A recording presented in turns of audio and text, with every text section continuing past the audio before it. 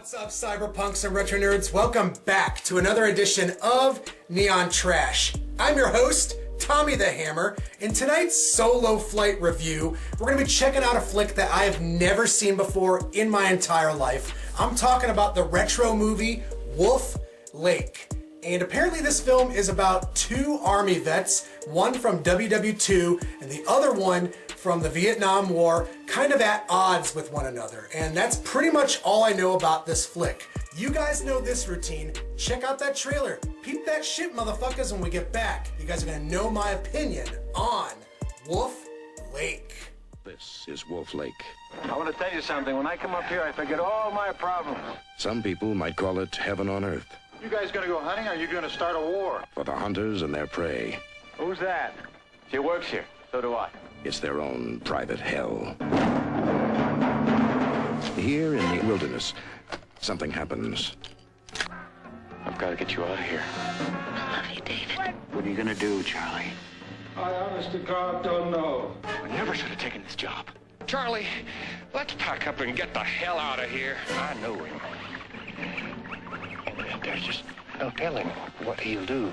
I'm not afraid of Charlie. You're not gonna get out of these woods ever! Now, you just think that over. What can turn a respected businessman, a law-abiding citizen, into a cold-blooded murderer?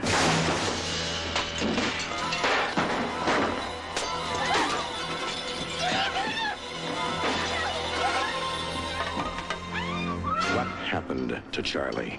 How could he do it?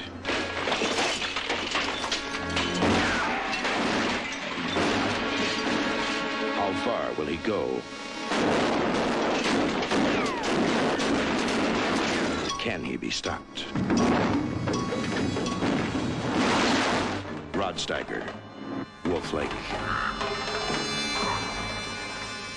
gotta say, guys, I really liked the movie Wolf Lake quite a bit. I thought the acting was very good. The overall movie itself has a good sense of tension.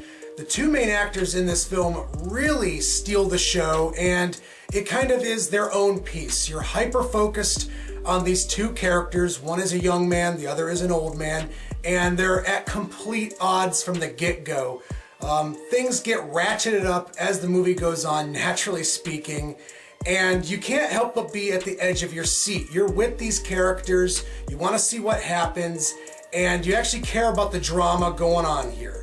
Lead villain Rod Steiger is fucking terrifying. Just about every scene with him commands your attention. He's an unreasonable man and completely out of touch with reality, and it's apparent from the get-go that this guy has a screw loose. The overall film itself kind of goes for an exploitation vibe, which I really appreciated. The subject matter here is deadly serious, and you know, it really does, you know, make you think in certain regards, but at the same time, a lot of this movie is, you know, played for action's sake. There's a lot of guns going off, a lot of loud screaming, and a whole bunch of shocking sequences, especially towards the end of the film. So I really liked this movie a lot in those regards. But if you're looking for something that gives a little bit more character development, you might find this movie kind of comes up short. When you look at the politics behind the movie, essentially this is the director's way of saying that war is hell, that it can really unhinge people and leave lasting effects. So I find that to be a fascinating angle for this movie. In the late 1970s and the early 1980s, there was a lot of films like this.